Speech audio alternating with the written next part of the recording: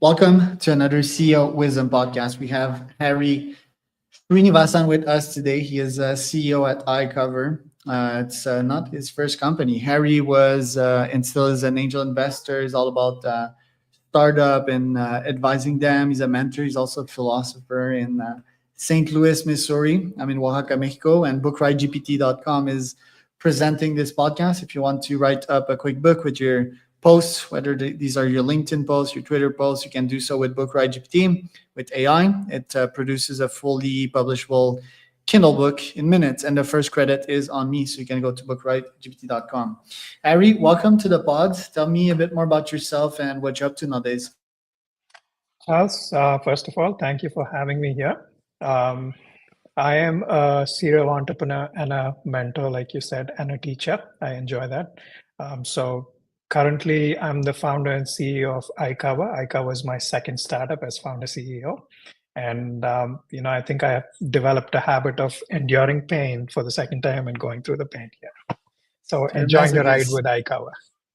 Right. Yeah, I think pain endurance is one of the main characteristics of successful founders, right? And yeah, not only physical pain of like enduring the tiredness and working like 16-hour days, but the mental pain, right? Like I was reflecting on that yesterday and think like for 10 years I've been performing at the highest levels, right? But the results and the output of my efforts, I've only proven to me that I was average. And then after 10 years, I'm having like these huge victories, and the market is finally giving me its approval. It's telling me that, oh, you're at this high level. While I was high level for like 10 years, but literally like I didn't get much rewards, right? So do you agree with that philosophy that you need to be extremely gritty and resilient to make it? You're also a philosopher. You're talking like a philosopher now. So Oh when yeah, you for made my sure. introduction, I saw when you talked about the philosophy aspect of things. I completely agree with this, Charles, because I feel that there is an equity system somewhere, right? You have to pay into the equity, and then once you're completely paid in, you start reaping the rewards of that. And nobody knows the math to that in terms of how much you have to pay into the system, but I completely agree with you, and I think I live that as well. Yeah, it's constantly changing, right? And yeah, for 10 years, I think it's what you can call it as a philosopher is like ego death, right? So like being an entrepreneur, I think that's why like entrepreneurs are of the most virtuous people on this planet Earth is that we get hit so hard so many times that if you keep that ego and if you constantly torture yourself with it, because it's fine to have an ego and to be ambitious and all of that, you need to keep that. But some parts of your ego that are like, oh, I'm not good, I need to always have everything perfect, I think that will kill someone from day one. And that's why we see most of these people go in banking and keep their corporate 9 to 5 career that are well paid, but that ultimately like keep them trapped, especially in this AI future that's coming. Absolutely, absolutely. I agree with you. Like, it's not a place for ego. I think it's a journey, right? That's what this iCover, the whole ride for me is a journey, and I call it the journey of faith because you can only work hard. The influence and the deal and cracking the deal, in my mind, happens once you pay into the system, and it's a philosophical ride where there's no place for ego. It's just, get up, do your thing, do your thing to the fullest. Just like an athlete, just get up, practice, give your best practice, and then we'll see what happens at game time. Right. And that's the EQ part, right? So we're not even talking about the IQ part and how to get product market fit and all of that. So other than pain management and ego debt, what have you seen work in the startup world, and what have you seen fail yourself, but also in the startup founders that you've mentored? Yeah, absolutely. You mentioned something that is pretty important, right? The product market fit and not rushing an idea. Those I think are pretty critical for any startup success. And then, the cliche that everybody knows is the idea is not important, how you execute the idea.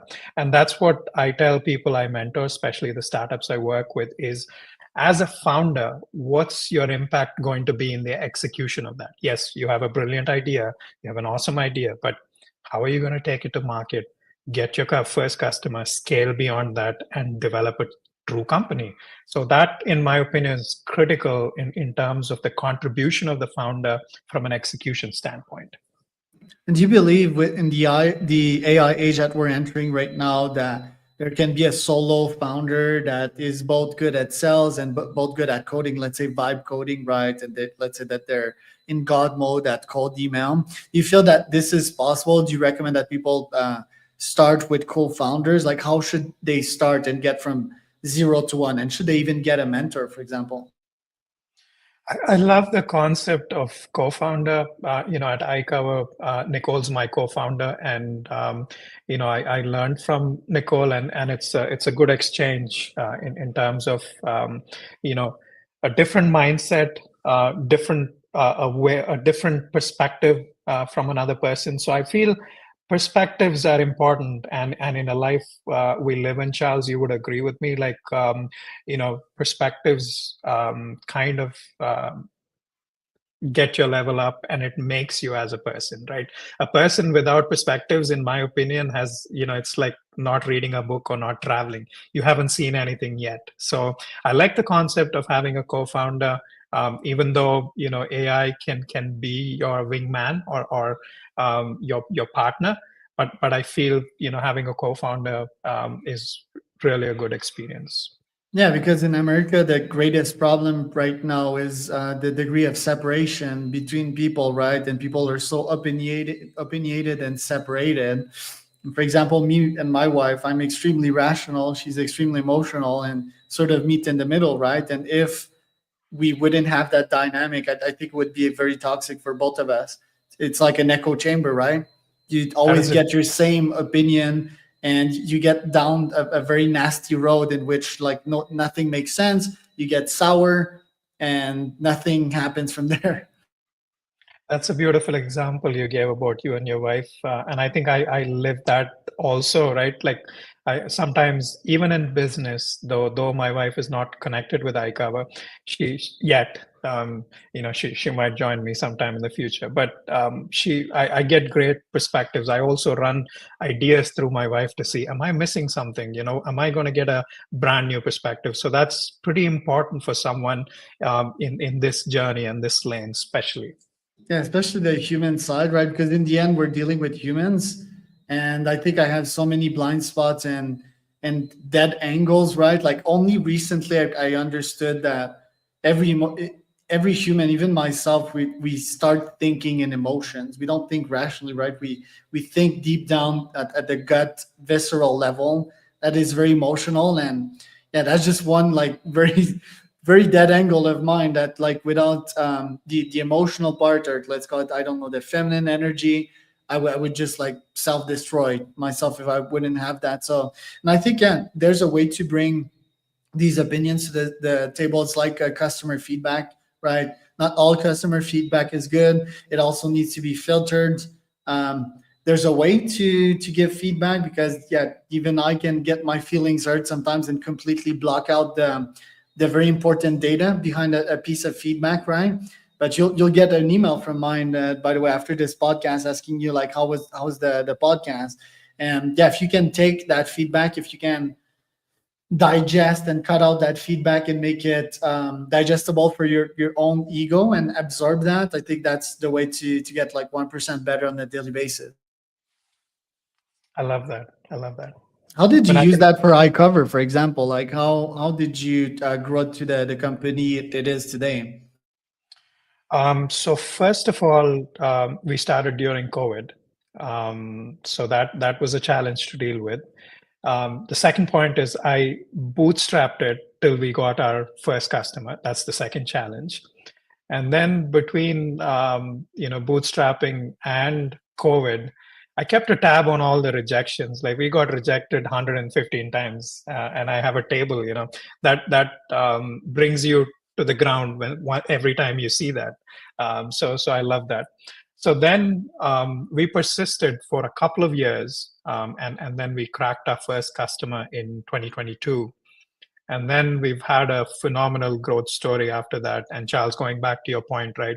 Maybe that's the stage where we had to put in the equity. I worked at my highest level, but I saw nothing, right? So you just wake up and it's like, putting a seed and watching it germinate. So every day you go, you do your things, you work for, 15, 16, 17 hours a day, whatever it demands, but you don't see any results. You persist with it. And, 2022, we launched our first customer. And then here we are in 2025, probably middle of 2025 or closer to that. We're working with 27 customers at the moment. And what's the hint that kept your flame alive? Is it micro feedback that is not necessarily like a customer paying you? Is it an idea? Because the equilibrium is fine between a very niched idea that your competition didn't go after, right? And that's a gold mine for you, or your competition didn't go after that niche because it's shit and no one will actually buy from it. And I've been there various times. I do like ultra races, right? And it's 100 kilometer. You don't see the finish line for 100 kilometer, right? And sometimes, yes, it is thinking about the finish line. Sometimes it is like taking it step by step, right? Sometimes it's having another human with you to keep you sane while you get there. So what kept the flame alive in you? If I may give a feedback before that, I love the way you frame and ask your questions, Charles. It's almost like you're a natural. I've been on multiple podcasts, but I'm enjoying this because I see that you're asking your questions from here versus here, like, and it's unscripted. I love this, right? Like most of them are scripted, as you know. I get the questions beforehand, I prepare, I go in. This is unscripted. I'm loving this, and I'm loving the energy and the way you ask questions. Thanks. So you're welcome. This is pretty amazing. So going back to the question, this is another thing I tell startups that I mentor. Basically, is you have to believe in the product than anybody else, right? If you don't believe in the product, then you're not fully investing. So philosophically, you're not putting your soul, you're not telling the universe that you're building something amazing. You're always speculating that, I have an idea, I'm going to try it out, I'll push it out, I'll see what happens, and then, we go from there. So for us, from the iCover side, from day one, we believed in what we had, right? We believe that, once someone has to give us a chance, and once we get that chance, no looking back. That's the attitude we had. We completely believed in the product, and we persisted with it, and then the rest we'll find out. And would you call yourself stubborn or just a visionary with an idea that can somewhat see the future? And yeah. Good question. Great question. So I would say I'm going to answer it philosophically because you're never going to get an typical entrepreneur's answer from me. So I would say I had undeniable faith. So the whole experience of iCover, I call it my journey of faith. And I had such a mindset, such a strong belief that, my faith is going to take this, make this company into something. The idea is going to grow, and it's going to grow exponentially. So it's the undeniable faith. So an AI can predict the very short-term future, right? Like I believe true visionaries, for example, Steve Jobs, or an entrepreneur like you that went through various challenges, can possibly predict 5, 10, 15 years in the future with such a vision, and they can make it happen, right? Is that a human mode in the AI age? Is that something that the AI, even an AGI, won't be able to get to? That is true. I think that's purely tied to the human mind, right? So my faith got me to a point where we cracked our first customer, and we went through the painful journey. But once you crack your first customer, right, how you understand your landscape, if you're in life insurance or if you're in technology or if you're in supply chain, how you understand the market and create products and plan for the next 5 or 10 years, right? That separates a visionary from someone who's just executing. And I think that's the power of a human mind versus AI is we read the market, we understand the market, and we predict what's going to happen in the next 5 years or 10 years, like you said. So I'll give it to the human mind on that and the visionary aspect. Yeah, we crunch petabytes of data in extremely energy efficient ways, right? I believe the one of our flaws is that or even if the question is it a flaw, right? Like we take some memories, but or limit is yeah, it's limited. I believe it's like 2 GB or something like that per day of data that we can process, right? And apparently, what happens is that it removes some memories that are less useful, right? Which could be useful in the end because they're just not as solid as the new data input. Sort of. Also, what's interesting in your case is that you didn't pick the easiest niche, right? Can you tell us a bit more about iCover, why the insurance space, and how you're integrating AI in there to make it better? Absolutely. So life insurance was natural for myself and Nicole, my co-founder and business partner. We come from the industry. We've been in the industry for a while, and we figured out that there is a need based on all the customers we worked with, and there is a bigger need to disrupt this. Other than that, Charles, you would agree with me, like, if there is a personal connection as well, both Nicole and I have personal stories relatable to life insurance. And that kind of, created an obsession, right? More than an idea, it's an obsession in the life insurance space, and move forward by executing our obsession. And that's where we came up with the platform iCover, where you can get life insurance in minutes. One of the most complicated buying journeys is going out there and getting life insurance. But if you use our platform, you can get life insurance in minutes. And that's what we've managed to come up with for iCover. And what's your GTM strategy for that? And do you feel you have product market fit at this stage? Definitely, right? Like, so if you see, we had no success in 2020, the whole year. 2021 started in 2022. So essentially, you're looking at 2022, 23, 24, and portions of 25. We've managed to land 27 opportunities or 27 customers in that period. So the product is, a great benefit to the market because we address the top challenges that every life company struggles with, or two major challenges that every life company goes through. I'm looking at the website now, like you're B2B, right? So you target life insurance companies. What size? How do you target them? Like, is it cold email? Is it LinkedIn? And ultimately, what's the pricing of the platform? So we are B2B and B2B2C as well. We launched our marketplace last year, so we are directly positioning insurance products for end consumers as well. So our go-to market has been tapping into LinkedIn, which has been amazing for us in terms of showcasing our brand and our products and the connections. We also are regular at the top industry events, showcasing our expertise and our product there.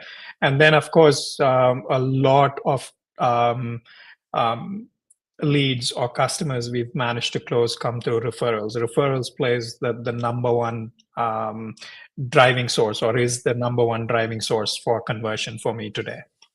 Right. And ultimately, what is the product? How do you do it? Like, if I am searching for good life insurance, I'm just going to open a chat. I would guess the chat-based interface, and I'm going to feed it data of mine. And ultimately, it's going to return a couple of companies with possibly the cheapest life insurance policies, but also the best deals that would cover as much as possible, right?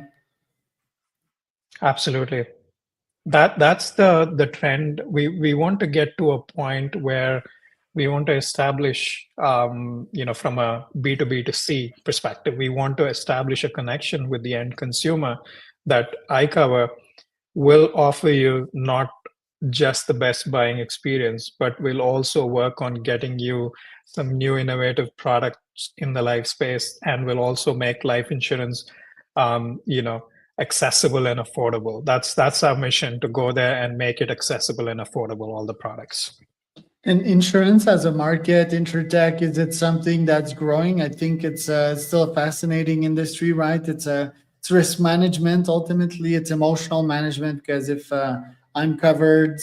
Then I know that if my car breaks, for example, that someone will cover me, so I can live more in peace, right? And I can trade dollars off that. It's almost like a financing product as well, right? Financing like a big payday event that I couldn't finance, let's say, if I wouldn't have the proper cash flow. So tell me about the industry there. How has it grown, and do you feel that it will keep on growing in the next couple of years and decades?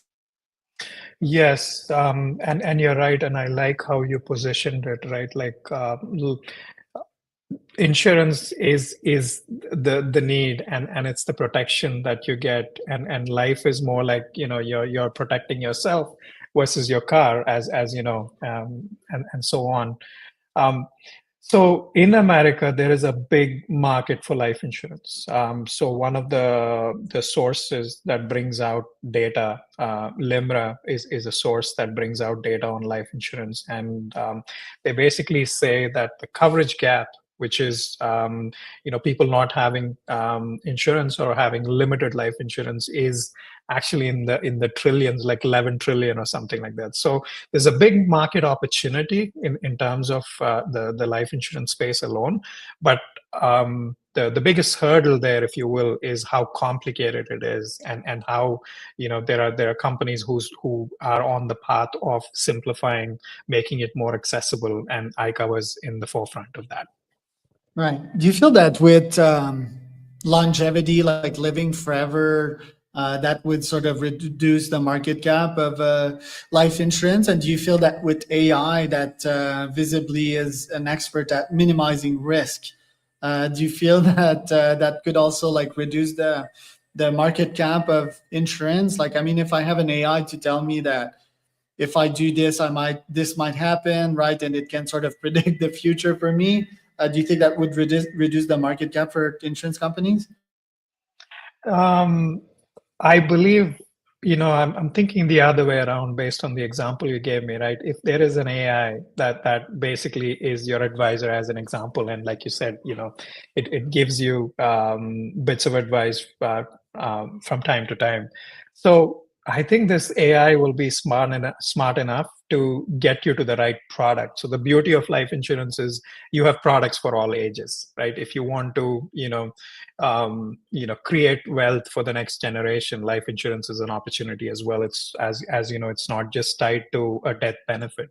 So the AI will probably coach you depending on your age, your health profile, and everything, and tell you exactly which product to invest. Because that's a great question. We are investing in an AI experience like this, where the AI will ask where you are in your life stage, right? Are you right out of college, getting a job now, or newly married with a kid, or you're in your other stage of life, or you're a wisdom keeper or something like that. So based on where you are, we are trying to build an AI experience that basically gives you the right product versus giving you the vanilla experience of, here are the different products based on what you've asked us, and then you can pick and choose what you want. Right. And I need a good life insurance because I'm about to buy a super bike. So my wife needs a nice payday if I die. Harry, where can people find out more about you? I am active on LinkedIn. That's the only social media site that I'm tied to. Other than that, they can always send me an email. I'm so happy to work with startups and others. So always promoting the mentor teacher side of mine, is more than happy to work with early stage startups. So that was Hari Srinivasan and Charles Cormier for another